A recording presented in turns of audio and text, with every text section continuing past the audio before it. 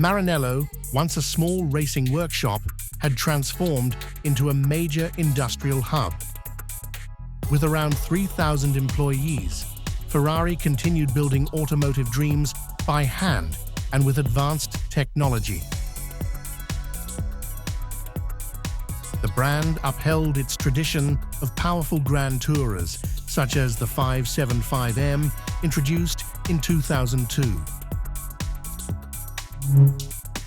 Another significant model was the 612 Scaglietti, a 2+2-seater with a front mid-engine and transaxle layout, delivering the classic Ferrari Grand Touring experience. The 599 GTB Fiorano, released in 2006, attracted attention with its striking design and 620 horsepower, offering performance that demanded a firm grip from the passenger.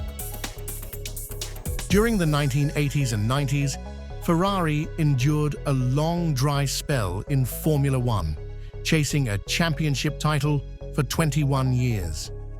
The breakthrough came in 1996, when a young driver from Germany joined the team, Michael Schumacher. Together with key figures like Ross Brawn and Rory Byrne, he brought Ferrari back to the top. Between 2000 and 2004, Ferrari won 5 consecutive championships, an unparalleled achievement in modern motorsport.